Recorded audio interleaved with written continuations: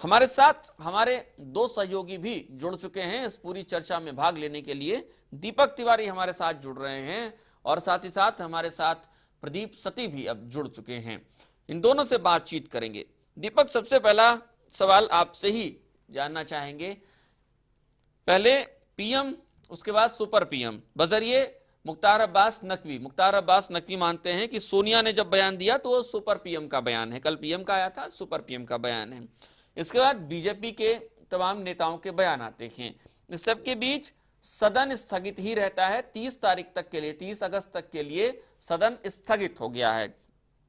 सदन स्थगित हो गया, इसी कीमत पर, सदन के स्थगन की कीमत पे ही मुझे लगता है कि विधानसभा चुनाव की तैयारी चल रही है। अब नहीं, बिल्कुल आशीष, हम नज़र डालें 2013 में, तो 2013 या कहें और 2014 की शुरुआत तक बात करें तो तकरीबन 10 राज्यों में विधानसभा चुनाव होने हैं।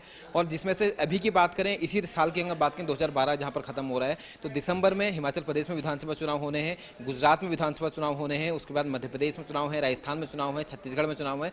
और सबसे बड़ी बात यह है कि शुरुआत हम इन 5 राज्यों की अगर बात करें जो हिंदी बेल्ट पूरी आती है, तो इसमें से सिर्फ राजस्थान को अगर हम छोड़ दें तो बाकी के 4 के 4 राज्यों में भाजपा की यहाँ पर सरकार है। और कहीं ना कहीं भाजपा पहले इस कोशिश में थी, जो हम लगातार पहले भी चर्चा कर रहे थे कि भाजपा शायद चाहती कि अगर मध्यावधि चुनाव की अगर नौबत आ जाती है तो शायद उसको इस सब चीज का फायदा मिल जाएगा। लेकिन जैसे सरकार ने साफ कर दिया कि मध्यावधि चुनाव की वो नौबत यहां पर नहीं आने देंगे, अगर भाजपा के सांसद पहले इस्तीफा भी कभी देते हैं, ऐसी कोई नौबत आती है तो वो उपचुनाव कराएंगे उन सीटों पर जहां पर जो सीटें खाली होती हैं। तो भाजपा की कोशिश, मुझे ये लगता है कि इसके बाद अब सबसे पहले उनकी निगाहें वहीं पर है कि मध्यावधि चुनाव न ऐसे ही, कम से कम जो विधानसभा चुनाव है उस पर इस मामले का फायदा वहां पर उठा लिया जाए और कांग्रेस को पूरी तरीके से इस कोयला घोटाले में घेर कर कम से कम उन जितने भी विधानसभा चुनाव यहां पर होने सभी जगह क्लीन स्वीप किया जाए। और इसके बाद जो दूसरे राज्यों में विधानसभा चुनाव होने हैं, फिर आम चुनाव आ जाएंगे, तो कहीं ना कहीं ये मैसेज देकर कि जनता कांग्रेस के खिलाफ है, लगातार कांग्रेस कार्यकाल में घोटाले हुए हैं, तो उसके सहारे यहां पर भाजपा दूसरे राज्यों में भी इस चीज को प्रेजेंट कर सकती है कि जनता ने उन्हें विकल्प चुना है कांग्रेस का। तो निश्चित तौर पर भाजपा की पूरी रणनीति यहां पर यही नजर आ रही है। उनकी पूरी नजरें चुनाव पर है, पहले मध्यावधि चुनाव पर थी, अब लगता है कि विधानसभा चुनाव पर उनकी नजरें हैं। और जिस तरीके से लगातार कांग्रेस भाजपा संसद को नहीं चलने दे रही है, पीएम के इस्तीफे की मांग पर अड़ी है। हालांकि आज कांग्रेस ने साफ भी कर दिया कि पीएम बने रहेंगे अगले चुनाव तक, यानी वो अगला चुनाव कभी भी हो, 2014 में हो या उससे पहले मध्यावधि चुनाव की नौबत आती है, लेकिन पीएम मनमोहन सिंह ही रहेंगे। यानी कि साफ कर दिया कि मनमोहन इस्तीफा नहीं देंगे चाहे कुछ हो जाए। तो ऐसी स्थिति में भाजपा का स्टैंड अब क्या रहेगा, क्योंकि भाजपा चाहती है कि लड़ाई को निर्णायक अंत तक ले जाए ताकि मनमोहन सिंह यहाँ पर इस्तीफा दे दें। लेकिन अब भाजपा क्या स्टैंड लेगी, क्या इस लड़ाई का रुख होगा। और सबसे पहली चीज आशीष जो नजर आ रही है, ये मानसून सत्र पूरा खतरे में नजर यहाँ पर आ रहा है, क्योंकि मानसून सत्र की बात करें, लगातार 6 दिनों से सदन में कोई कामकाज नहीं हो रहा और तकरीबन 12 दिन का कार्रवाई अभी यहाँ पर बची है मानसून सत्र की। और इन 12 दिनों में भी अगर वाकई में यही हालात रहते हैं, कोई चर्चा सदन में नहीं होती है, तो निश्चित तौर पर देखा जाएगा कि पूरा का पूरा सत्र ये बेकार चल जाएगा। कई अहम विधेयक जो जहाँ पर चर्चा जिस पर हो सकती थी वो सारी चीजें यहाँ पर नहीं होंगी। तो अब भाजपा चाहती है कि इसी के बहाने इस मुद्दे को इतना हाइपरकेट इस चीज को कर दिया जाए, सड़कों पर उतरकर देश के कोने कोने में, खासकर उन राज्यों पर जहाँ पर विधानसभा चुनाव हुए, इस मुद्दे पर इतना हल्ला किया जाए, इतना कांग्रेस को घेरा जाए, ताकि कांग्रेस के प्रति एक छवि यहाँ पर ऐसी जनता के मन में तैयार हो कि लोग अभी जो चुनाव होने वहां पर कांग्रेस को वोट ना दें और उसके विकल्प के रूप में यहाँ पर भाजपा को वोट दें। एक छोटी सी चीज यहाँ पर और कहना चाहूंगा कि कांग्रेस के एक नेता को यहाँ पर बयान आया था कल, मुझे याद है संजय निरुपम ने बोला था कि भाजपा सदन में बहस से इसलिए बच रही है क्योंकि भाजपा के कई सारे मुख्यमंत्री इसमें फंस रहे हैं और भाजपा चाहती है कि अगर भाजपा ये बात जानती है कि बहस होगी तो भाजपा के काले कारनामे यहाँ पर उजागर होंगे, जिस वजह से भाजपा इस पूरी बहस से बचना चाह रही है, जबकि भाजपा लगातार इस चीज का अपोज कर रही है। छत्तीसगढ़ के मुख्यमंत्री रमन सिंह का एक बयान मुझे याद आता है, उनका आया था, तो उन्होंने कहा कि अगर मैंने चिट्ठी लिखी थी तो मुझे वो चिट्ठी दिखाई जाए कम से कम। यानी कि वो लोग चुनौती भी दे रहे हैं, जो कांग्रेस के नेता लगातार आरोप लगा रहे हैं कि भाजपा के मुख्यमंत्रियों ने प्रधानमंत्री को चिट्ठी लिखी थी कि नीलामी ना की जाए कोल ब्लॉक की, तो वहां पर उनका यह भी कहना है कि वो चिट्ठी आप कम से कम हमें दिखाएं, अगर आपके पास चिट्ठी लिखी थी तो निश्चित तौर पर पीएमओ के रिकॉर्ड पर वो चिट्ठी होगी, कम से कम उस चिट्ठी को हमारे सामने प्रेजेंट करो और जनता को दिखाओ। यानी कि कहीं ना कहीं थोड़ा बहुत कॉन्फिडेंट वो भी लग रहे थे। और जिस तरीके से वो चिट्ठी अभी तक सामने नहीं आई है और जिस तरीके से लगातार कांग्रेस इस मामले में सफाई देने की शुरुआत से बच रही थी, पीएम जिनसे बड़ी उम्मीद थी कि वो ऐसा बयान यहां पर देंगे शायद लोग उन पर भरोसा कर पाएंगे, लेकिन वो सारी चीजें नहीं हुई। तो इसके बाद तो अब इस पूरे मुद्दे पर यही लगता है कि आर पार की लड़ाई आज सामने हो चुकी, शुरू हो चुकी है और सबकी निगाहें, अच्छा, एक चीज और दीपक, एक चीज और समझ में नहीं आती है। सोनिया गांधी ने आज जब संसदीय दल की बैठक ली तो उन्होंने कहा कि डिफेंसिव होकर नहीं, या ऑफेंसिव होकर खेलने की जरूरत है, ऑफेंसिव रहने की जरूरत है, आक्रामक तेवर अपनाइए। ये आक्रामकता किस कीमत पर है, ये सोनिया गांधी को भी समझ में आ रहा होगा। संसद चल नहीं रहा है, 6 दिन हो गए हैं, सदन चल ही नहीं रहा है। ये आक्रामकता आखिर मुझे नहीं लगता कि इस तरीके की आक्रामकता की जरूरत होती है, सदन ही न चले। बीजेपी को ये सलाह दे देनी चाहिए थी कांग्रेस की ओर से कि भाई आप सदन को चलने दीजिए और कोई बैठ बैठकर एक मंच पर कोई बात निकलनी चाहिए थी। लेकिन यहाँ तो बिल्कुल उल्टा हो रहा है। कांग्रेस भी जो पहले थोड़ी सी मुझे लगता है डिफेंसिव थी, लेकिन आज साफ कह दिया उनके सुप्रीमो ने कि अब तो भाई आपको ऑफेंसिव खेलना है। ये बयान देने की जरूरत क्यों पड़ती है सोनिया को?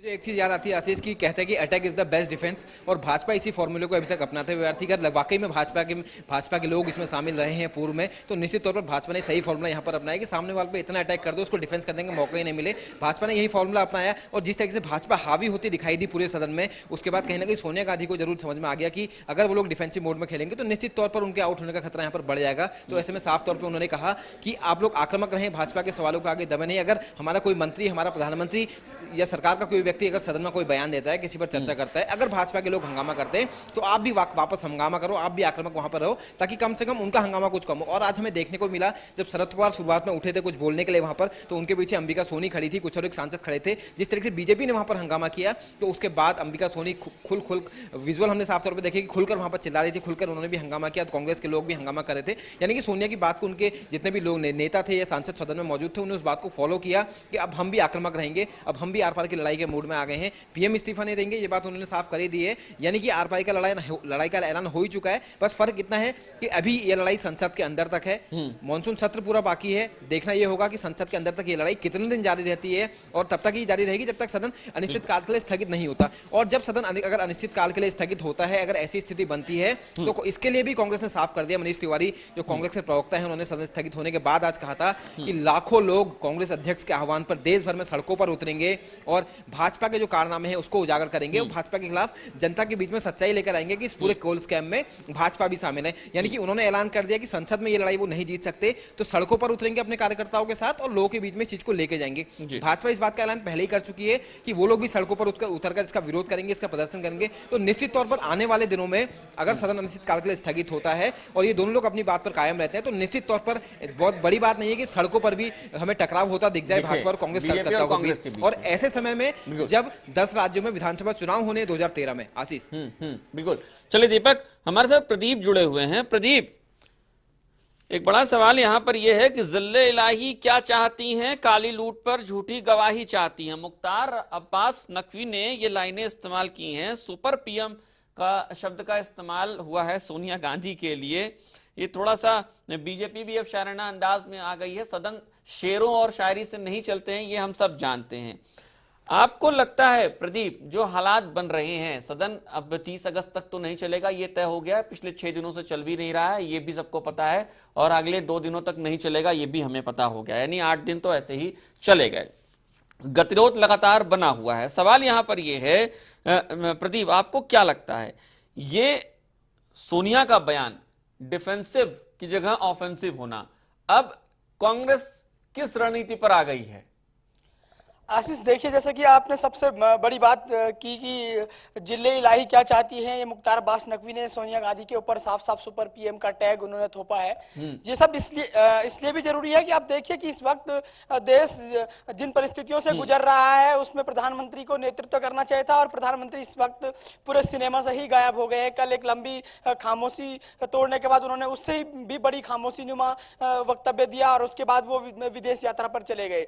अब सोनिया गांधी उसके बाद डायरेक्टली अटैक में आ गई। सोनिया गांधी ने सीधे कहा कि आप ऑफेंसिव होइए, डिफेंसिव मत होइए। तो आप देखिए, जब भी आप गलतियां करते हैं तो आपको पता होता है कि आपके ऊपर सवालों की बौछार होगी, और तब आप बचने के लिए क्या करते हैं कि खुद ही सवाल दागने लग जाते हैं दूसरे लोगों के ऊपर। ये पूरा सामाजिक ताना बाना ही इसी पर चलता है। ये प्राकृतिक नियम है, ये एक व्यवहार है। ये तो सोनिया गांधी भी इसी व्यवहार को चला रही है, और राजनीति में उन्हें पता है कि इस वक्त कांग्रेस को अगर फायदा मिल पाएगा तो इन्हीं बातों से मिल पाएगा।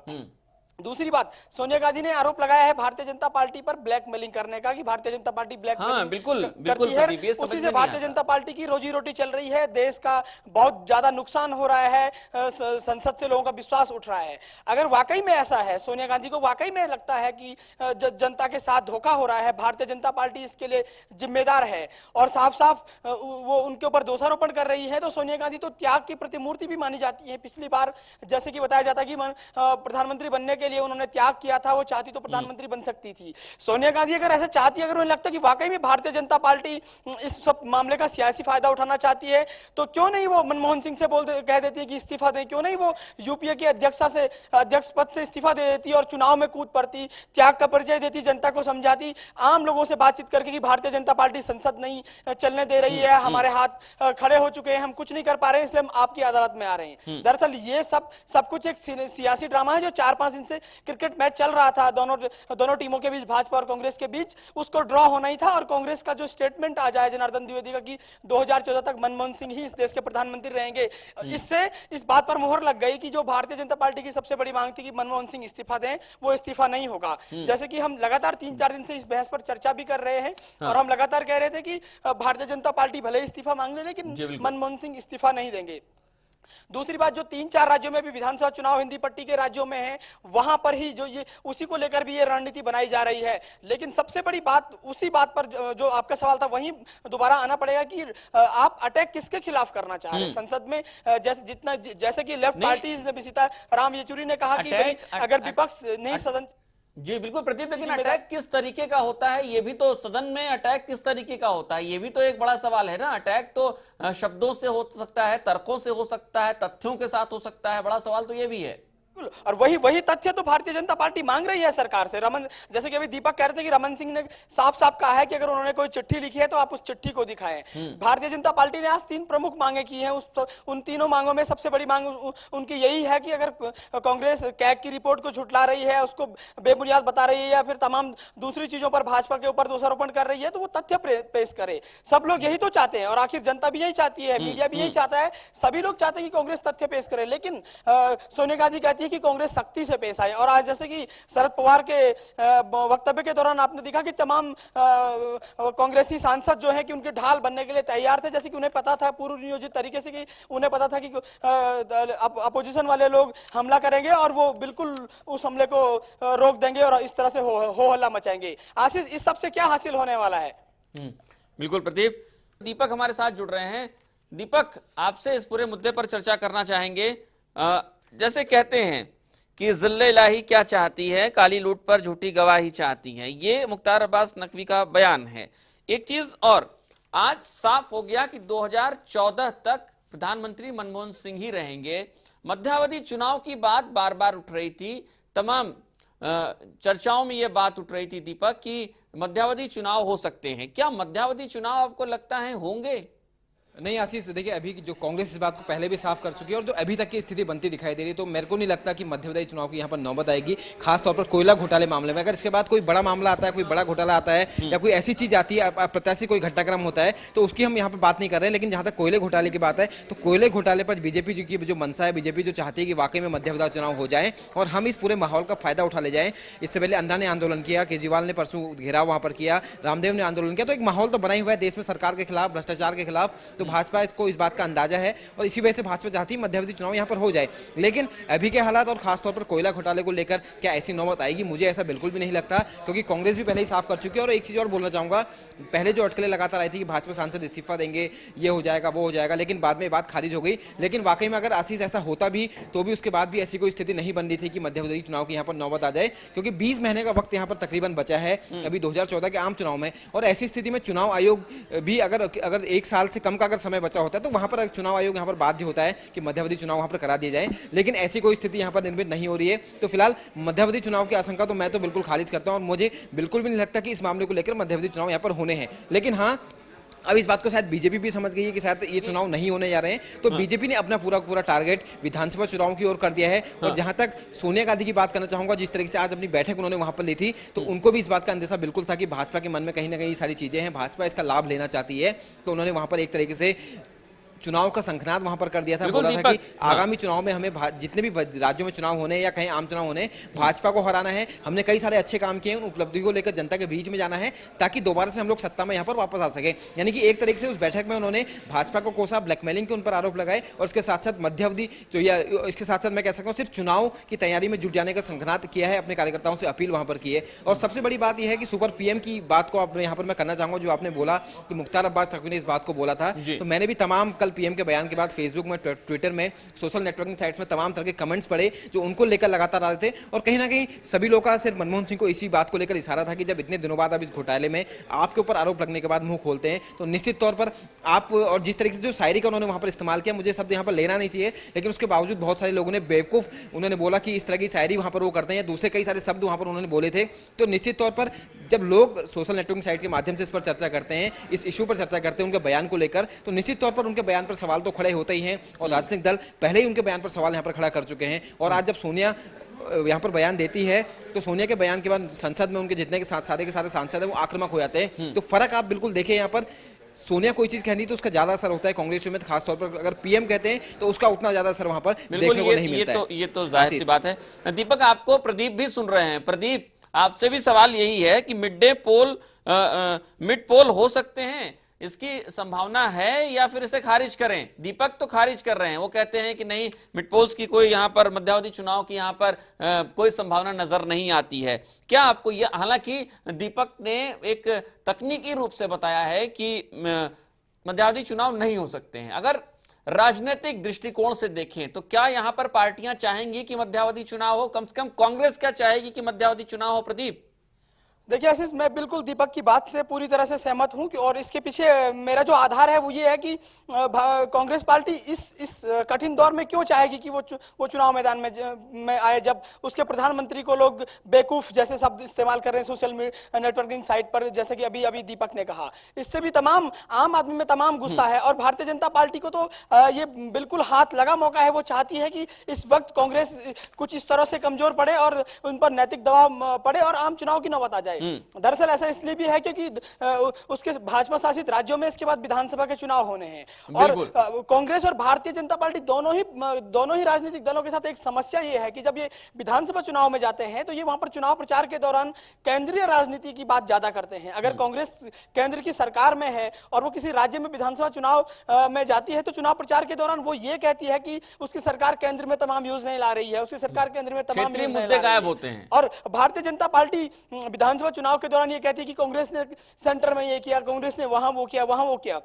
उत्तराखंड के विधानसभा चुनाव की याद मैं आपको ताजा करा दूं तो मैंने उस विधानसभा चुनाव के दौरान जहां पर भी चुनावी सभाओं की कवरेज के दौरान देखा तो तमाम भारतीय जनता पार्टी के राष्ट्रीय स्तर के नेता आए और काले धन और भ्रष्टाचार के तमाम राजा, कॉमनवेल्थ और इस सुरेश कलमाड़ी उस समय हाईलाइट ज्यादा थे, तो उन लोगों के ऊपर उन्होंने ज्यादा बात की। और वही चीज कांग्रेस पार्टी यहां पर आकर उत्तराखंड में रमेश पोखरियाल निशंक की जो सरकार थी उस पर तमाम 56 बिजली परियोजनाओं के घोटाले के आरोप और तमाम लगे, तो वो सब चीज कर रही थी। अपनी उपलब्धियां क्योंकि है नहीं और इस वक्त बीजेपी के पास भी कोई अपनी इन राज्यों में इतनी खास उपलब्धि नहीं है जिसके दम पर वो दोबारा से 5 साल का कार्यकाल उसको लगता है कि सत्ता की चाबी जनता उसके हाथ में सौंप देगी, तो वो कोयले के बहाने ये सब चीज करना चाहती है। और कांग्रेस को पता है कि वो ये मौका उसके लिए सही नहीं होगा, उसको नुकसान ही होगा, क्योंकि रामदेव और अन्ना भी हैं और किरण बेदी अभी उनको सुझाव दे चुकी है कि आप भारतीय जनता पार्टी की तरफ रहें और रामदेव का भी यही मानना है कि कांग्रेस को हटाना है इस वक्त। तो ये सब चीजें कांग्रेस के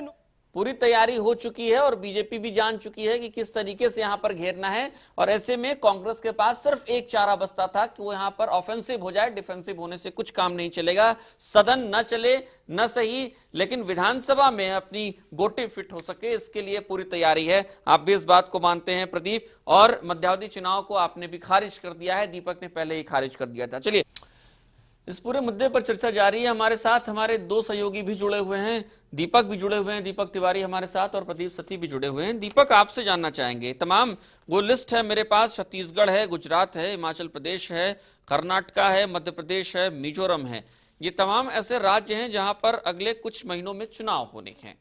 मुझे लगता है जहां तक कई जगहों पर बीजेपी की सरकारें हैं, ज्यादातर जगहों पर बीजेपी की सरकारें हैं और इनमें से 2 राज्य ऐसे हैं मुझे जहां तक दिखता है समझ में आ रहा है प्रथम दृष्टया कि गुजरात और मध्य प्रदेश ये 2 ऐसे राज्य हैं जहां पर लोकसभा सीटों की संख्या भी बड़ी है, ज्यादा है यहां पर, और विधानसभा सीटें तो यहां पर हैं ही अच्छी खासी संख्या में। क्या लगता है दीपक, ये सब कुछ कवायद पूरे देश को ये संदेश देने की कोशिश हो रही है, एक मैंडेट बनाने की कोशिश हो रही है बीजेपी की तरफ से भी और कांग्रेस की तरफ से भी, क्योंकि ये विधानसभा चुनाव होने हैं, इन राज्यों के जनता को ये बताने की कोशिश हो रही है कि हम ही हैं जो इस देश को चला सकते हैं। क्या यही कोशिश है? बिल्कुल, जहाँ तक पहले कांग्रेस की बात मैं आशीष करूंगा, अभी जितने भी चुनाव होने और खासकर अभी की बात करूं जो इस साल के अंत में 2 चुनाव होने हैं, गुजरात के और हिमाचल प्रदेश की बात करूं, दोनों ही जगह बीजेपी की गवर्नमेंट है।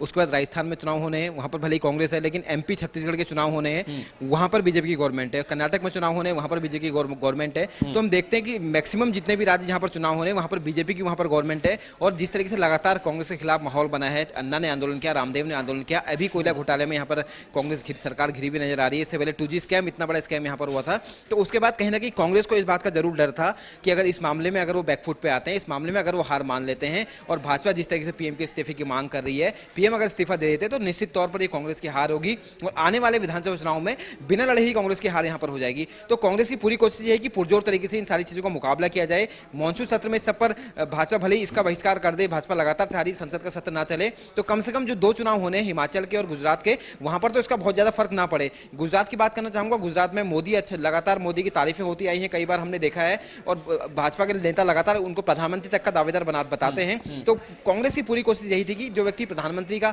दावेदार, जिसका नाम लगातार खुलकर आ रहा है, एक सर्वे मैंने हाल ही में देखा था, मोदी उसमें नंबर 1 थे, उसके बाद दूसरे नेता की फहरिस्त आती थी।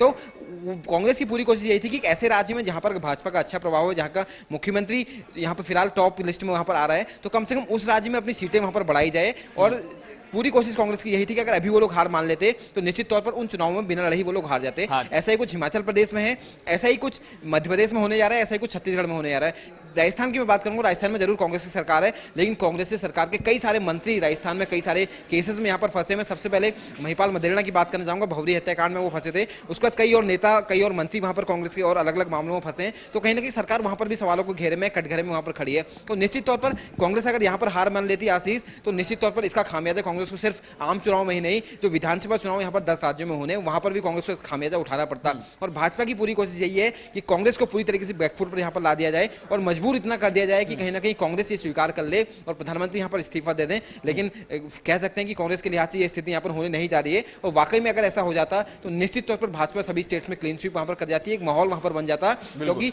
जिस तरीके से भाजपा ने रामदेव के आंदोलन का समर्थन किया था, अन्ना के आंदोलन का समर्थन किया था और भ्रष्टाचार के खिलाफ लड़ाई की वहां पर बात की थी, लेकिन कांग्रेस ने सभी जगह विरोध किया था क्योंकि कांग्रेस के खिलाफ वो आंदोलन हो भी रहे थे। तो निश्चित तौर पर कांग्रेस तो उसका समर्थन करती नहीं। तो ऐसे में जो माहौल पूरा बना था, बीजेपी चाहती थी इस पूरे माहौल का यहाँ पर फायदा उठा लिया जाए, मध्यावधि चुनाव अगर हो जाते, लेकिन ऐसी आशंका अब नहीं है। विधानसभा चुनाव की हम बात कर रहे हैं, विधानसभा चुनाव में पूरा फायदा इसका बीजेपी उठाना चाहती है और इसी वजह से ये सारा चक्रव्यूह वहां पर रचा गया है। संसद को नहीं चलने दिया जा रहा है, लगातार उसका बहिष्कार किया जा रहा है, हंगामा वहां पर किया जा रहा है। और भाजपा चाहती भी है कि पूरा का पूरा मानसून सत्र में संसद ना चले, कांग्रेस अपनी बात रख ही ना पाए, जनता के बीच अगर बहस के बीच कोई बारीक चीजें निकल कर आती है तो जनता के बीच जा ही ना पाए, जिसका फायदा भाजपा को यहाँ पर मिल जाए। मैं भाजपा का पक्ष नहीं ले रहा हूं, मैं कांग्रेस का पक्ष नहीं ले रहा हूं, लेकिन जो वास्तविक स्थिति बनती हुई दिखाई दे रही है यहाँ पर, उसको देखते हुए फिलहाल यही लगता है कि भाजपा की पूरी निगाहें विधानसभा चुनाव पर है और भाजपा चाहती है कि इस मुद्दे को इतना भुना लिया जाए कि विधानसभा चुनाव में कमल आसानी से सभी राज्यों में खिल जाए। आशीष। बिल्कुल। और प्रदीप भी आपकी इन तमाम बातों को सुन रहे हैं, दीपक प्रदीप भी हमारे साथ जुड़े हुए हैं। प्रदीप, क्या लगता है आपको? दीपक से भी मेरा सवाल यही था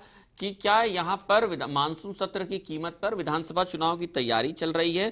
छत्तीसगढ़, गुजरात, हिमाचल प्रदेश, कर्नाटका, मध्य प्रदेश और मिजोरम जैसे ऐसे राज्य हैं जहां पर हाल के कुछ महीनों में विधानसभा चुनाव होने हैं। ऐसे में बीजेपी की सरकारें हैं कई राज्यों में। कांग्रेस को पता है कि अगर हम इस तरीके से ऑफेंसिव होकर नहीं खेलेंगे तो इन राज्यों में हमें हार का मुंह देखना पड़ सकता है, और इन राज्यों में अगर हार का मुंह देखते हैं तो चूंकि ये सेमीफाइनल होंगे, तो फाइनल यानी जब 31/5/2014 को खत्म होगा फिलहाल की सरकार का कार्यकाल, उस वक्त भी कांग्रेस के लिए मुश्किलें हो सकती हैं। लिहाजा इस तरीके का ऑफेंसिव होना यहां पर मजबूरी हो गई थी कांग्रेस की। प्रदीप आपसे जानना चाहेंगे। आशीष, बिल्कुल दीपक ने जितनी बातें कही हैं उन बातों में कोई गुंजाइश, शक करने की गुंजाइश नहीं है, कोई दो राय नहीं है। सेमीफाइनल की आप बात कर रहे हैं, जिन 5-6 राज्यों का हम नाम ले रहे हैं, जिक्र ले रहे हैं, मध्य प्रदेश, छत्तीसगढ़, हिमाचल प्रदेश, ये राज्य, गुजरात, ये वही राज्य हैं जिन राज्यों से भारतीय राजनीति का बहुत बड़ा वर्ग संसद में पहुंचता है। गुजरात में 26 सीटें हैं प्रदीप लोकसभा की, और मध्य प्रदेश में 29 सीटें हैं लोकसभा की। बिल्कुल। और शिवराज सिंह चौहान मध्य प्रदेश के मुख्यमंत्री हैं। कोयला घोटाले को लेकर जो ये कोल माइन आवंटन जितना भी हो रहा है, इसको लेकर वो खुलकर मैदान में आ रहे हैं, चुनौती देने के मूड में है वो प्रधानमंत्री को। उनके सहयोगी और रमन सिंह भी यही कह रहे हैं। और नरेंद्र मोदी एकमात्र ऐसे मुख्यमंत्री हैं जो प्रधानमंत्री पर खुलकर बोलने से कभी नहीं चूकते, कोई भी मौका नहीं चूकते। आपने तमाम बार देखा होगा कि वो प्रधानमंत्री के 15 अगस्त के प्रधानमंत्री के भाषण को उन्होंने निराशाजनक भाषण बताया। इस तरह तमाम बार वो खुलकर प्रधानमंत्री को चुनौती दे चुके हैं। ऐसे में अगर प्रधानमंत्री का इस्तीफा होता तो साफ साफ वॉक ओवर मिल चुका होता यहाँ पर भारतीय जनता पार्टी को, कांग्रेस की तरफ से। तो प्रधानमंत्री को तो उनको बचाना ही था, कांग्रेस पार्टी को। इसलिए कांग्रेस पार्टी पसीना पसीना भी थी, शर्म से पानी पानी भी थी। दोनों स्थितियां एक साथ थी। बड़ी गंभीर समस्या है कि आप शर्म से पानी पानी भी हो और आप पसीना पसीना भी हो। लेकिन उन्होंने इसलिए सोनिया गांधी को हमेशा आगे आना पड़ा। और आपने देखा होगा ये बिल्कुल तयशुदा एजेंडे के साथ हुआ है। सोनिया गांधी ने एक बार शुरुआत में भी यही कहा था कि सदन नहीं चलने दिया जाएगा तो आप कांग्रेस पार्टी को आक्रामक होना पड़ेगा। उसके बाद एक लंबी चुप्पी, उन्होंने 4 दिन तक वो भी वेट एंड वॉच की स्थिति में रही। उसके बाद जब प्रधानमंत्री ने शायराना अंदाज में अपनी खामोशी का राज खोला, उसके बाद उनकी किरकिरी हुई, वो विदेश यात्रा पे चले गए। और आज अब फिर से सोनिया गांधी ने पूरे इसको कांग्रेस के खेमे को संभाल लिया है। और मनीष तिवारी को आपने देखा किस तरह से वो कह रहे थे कि तमाम लाखों की तादाद में कांग्रेसी कार्यकर्ता सड़कों पर उतरेंगे। आप भी यानी प्रदीप मानते हैं कि ये सब कुछ विधानसभा चुनाव की तैयारी हो रही है, कोई मध्यावधि चुनाव नहीं होने जा रहा है देश में, ये सब कुछ विधानसभा चुनाव की तैयारी है। तमाम ऐसे राज्य, हमने दर्शकों को भी बताया कि ऐसे राज्यों में विधानसभा चुनाव होने हैं और ये सब उसी की तैयारी है। कांग्रेस अपनी तैयारी कर रही है, बीजेपी अपनी तैयारी कर रही है मानसून सत्र की कीमत पर। प्रदीप, समय अब थोड़ा कम हो रहा है हमारे पास, वक्त की बंदिशें हमारे साथ हैं। आपसे जानना चाहेंगे 30 अगस्त को जब फिर से सदन शुरू होगा, आक्रामक बीजेपी भी पहले से है और अब आक्रामक सत्ता पक्ष भी हो जाएगा, कांग्रेस भी रहेगी। ऐसे में सदन चल पाएगा? आशीष, देखिए जो 3-4 दिन का घटनाक्रम हुआ है, उसके बाद जो आज अप्रत्याशित, कल बीजेपी भारतीय जनता पार्टी ने प्रेस कॉन्फ्रेंस भी की थी। इसमें सुषमा स्वराज ने और अरुण जेटली ने साफ साफ कांग्रेस पर मोटा माल कमाने का आरोप लगाया था। उसके बाद आज कांग्रेस पार्टी ने उन पर पलटवार करते हुए कह दिया कि ब्लैकमेलिंग की जा रही है। लालू प्रसाद यादव से लेकर तमाम दूसरे नेता, मोहन सिंह तक, इन सब पर बयान दे रहे हैं कि भाई कोई भी सदन नहीं चलने दे रहा, ये हो रहा वो हो रहा। 30 तारीख तक सदन को स्थगित कर दिया गया है। लेकिन 30 तारीख के बाद भी जब सदन आगे चलेगा तो वो इसे टरकाऊ स्टाइल में सदन आगे चलता रहेगा। और दोनों ही इस मानसून सत्र की समाप्ति तक यही चाहेंगे कि इस दौरान वो विधानसभा चुनाव के लिए और लोकसभा चुनाव के लिए अपनी अपनी संभावनाएं मजबूत कर लें, अपनी अपनी संभावनाएं प्रबल कर लें। उस मानसून सत्र में कोई बड़ा बिल पास होता है या नहीं होता है, इस पर किसी भी राजनीतिक दल का, ना भाजपा का ना कांग्रेस का, दोनों ही दलों का मुझे नहीं लगता कि इस पर कोई ध्यान रहेगा और ये एक रस्मी सत्र होकर रह जाएगा। बिल्कुल प्रदीप, हमारे साथ दीपक भी जुड़े हुए हैं। दीपक, समय कम है, तेहरान गए हुए हैं प्रधानमंत्री, 30 अगस्त तक के लिए। इस दौरान सदन भी स्थगित हो गया है। 30 अगस्त को जब सदन शुरू होगा, दोबारा उसकी कार्रवाई शुरू होगी, आपको लगता है आक्रामक दोनों पार्टियों के बीच में सदन निष्पक्ष रूप से चल पाएगा? नहीं, देखिए दोनों लोग आक्रामक हैं। प्रधानमंत्री भी यहाँ पर नहीं है, वो विदेश गए हुए हैं। तो पहले तो प्रधानमंत्री के बारे में एक बात मैं कहना चाहूँगा, क्योंकि वहाँ पर ईरान पर जब वो पहुंचे थे, वहाँ पर उन्होंने एक बयान वहाँ पर दिया था कि ईरान जैसे देशों में, बड़े देशों का वहाँ पर आधिपत्य, चीन की बात करें, अमेरिका की बात करें, वो लोग अपना आधिपत्य वहाँ पर जमाते हैं। तो वहाँ पर प्रधानमंत्री ने एक चीज़ बोली थी कि दुनिया के निज़ाम को बदलना होगा। लेकिन प्रधानमंत्री ये मनमोहन सिंह खुद हिंदुस्तान के यहाँ पर निज़ाम है, तो शायद उनको भी नहीं पता कि हिंदुस्तान आने के बाद जो यहाँ जिस देश के वो निज़ाम है वो यहाँ पर रह पाएंगे या नहीं रह पाएंगे। इतना ही मैं इस पर कहना चाहूँगा। जहाँ तक सदन की मैं बात आप कर रहे हैं, निश्चित तौर पर जिस तरीके से भाजपा ने अपना एजेंडा क्लियर कर दिया है, कांग्रेस ने अपना एजेंडा क्लियर कर दिया है, तो मुझे नहीं लगता कि फिलहाल अब सदन की कार्रवाई सुचारू रूप से चल पाएगी 30 अगस्त को भी। और निश्चित तौर पर कहीं ना कहीं ये पूरा के पूरे सदन की कार्रवाई निश्चित तौर पर अनिश्चित काल के लिए स्थगित होने के पूरे आसार यहाँ पर नजर आ रहे हैं। आशीष, बिल्कुल। चलिए दीपक, बहुत बहुत शुक्रिया आपका हमारे साथ जुड़ने के लिए, और प्रदीप आपका भी बहुत बहुत शुक्रिया हमारे साथ चर्चा करने के लिए। यकीनन जो हालात बन रहे हैं उससे 30 अगस्त तक के लिए एक औपचारिक रूप से सदन की कार्रवाई को स्थगित किया गया है, लेकिन 30 अगस्त के बाद भी सदन की कार्रवाई सुचारू रूप से चल पाएगी ये लगता नहीं है। कम से कम आज सोनिया गांधी के बयान के बाद तो ये और साफ हो गया है कि कहीं से भी कांग्रेस इस पूरे मामले में पीछे नहीं हटना चाहती है, और बीजेपी भी अब पीछे हट नहीं पाएगी, क्योंकि बीजेपी की अपनी मजबूरियां हैं। बीजेपी अगर पीछे जाएगी तो उसको जनता के सामने जवाब देना मुश्किल हो जाएगा इन तमाम विधानसभा चुनाव में। और विधानसभा चुनाव होने हैं, ऐसे में ये पूरी सब कुछ सियासी रोटियां यहां पर सेकी जा रही हैं। मनमोहन सिंह कहते हैं कि दुनिया का निजाम बदल देना चाहिए, लेकिन वो आएंगे तो क्या होगा, ये बड़ा सवाल यहां पर है। फिलहाल इस विशेष में इतना ही। मुझे दीजिए अनुमति, नमस्कार।